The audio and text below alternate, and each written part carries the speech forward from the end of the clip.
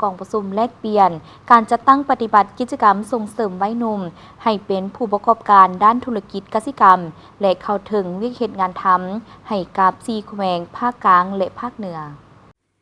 กองประชุมดังกล่าวได้จัดขึ้นที่แขวงเสียงขวางเข้าร่วมในพิธีครั้งนี้มีท่านเพชรสมรดาววงศ์สอนประธานแนวเล้าสั่งชาติแขวงมีท่านนางป่านีกินดาวงศ์รองเลขาคณะบริหารงานศูนย์กลางสาวหนุ่มประชาชนปฏิบัติลาวปริญญาเอกศรีพรไซทิพดาราเลขาคณะบริหารงานสาวหนุ่มแขวงเสียงขวางท่านนางมาลิเกหัวหน้าโครงการบริการส่งเสริมกสิกรรมรอบด้านพร้อมด้วยภาคส่วนเกี่ยวข้องเข้าร่วมท่านสมนักไซปัญญารองเลขาคณะบริหารงานสาวหนุ่มแขวงเสียงขวางได้ขึ้นนำเสนอผลการจัดตั้งปฏิบัติกิจกรรมส่งเสริมวัยหนุ่มให้เป็นผู้ประกอบการด้านธุรกิจกสิกรรมและเข้าถึงวิกฤตงานทำของแขวงเสียงขวางหัวพันหลวงพ่อบางและอุดมไซ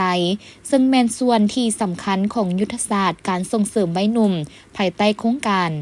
LURAS ร่วมกับกรมส่งเสริมกสิกรรมและสหกรณ์เป็นการร่วมมือระหว่างวัยหนุ่มภาครัฐและภาคเอกชนเพื่อส่งเสริมและเปิดโอกาสให้วัยหนุ่มได้มีอาชีพมีรายได้เพื่อสร้างชีวิตการเป็นอยู่ของเขาเจ้าให้ดีขึ้นและประกอบส่วนเข้าในการพัฒนาเศรษฐกิจในชุมชนท้องถิ่นวัยหนุ่มที่ได้รับการฝึกอบรมทั้งหมดของโครงการมี304คน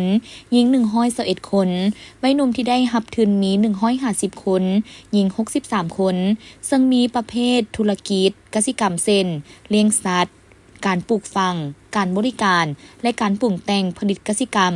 งบประมาณที่โครงการสนับสนุนทั้ง4แขวงแม่น3ตื้อกว่ากีบจากนั้นตั้งหน้าวัยหนุ่มผู้ประกอบการธุรกิจของ4แขวงได้ขึ้นรายงานบางกิจกรรมให้ที่ประชุมได้รับรู้และแลกเปลี่ยนบทเรียน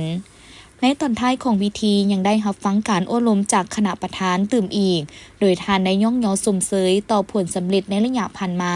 และเฮียงข้องให้วัยหนุ่มที่มีฝีมือแห่งงานเวียงเฮ็ดงานทำที่มั่นคงประกอบส่วนพัฒนาเศรษฐกิจสังคมได้กลายเป็นสาวหนุ่มตัวแบบของเมืองแขวงและศูนย์กลางเพื่อส่งเสริมสร้างทักษะด้านเทคนิคกสิกรรมด้านการเป็นผู้ประกอบการใช้ชีวิตโดยเฉพาะแมนการสร้างให้เขาเจ้าได้มีรายรับสร้างให้มีวิกฤตงานทำมีธุรกิจริเริ่มเป็นของตนเองพร้อมทั้งเป็นการสร้างความเข้มแข็งให้แก่ชุมชนในการพัฒนาด้านชีวิตการเป็นอยู่ของเขาเจ้าให้ดีขึ้นเทอละก้าวส่องหาแหล่งทุนจากภาครัฐและเอกชนเพื่อให้การสนับสนุนต่อยอดให้เขาเจ้าได้มีความยืนยง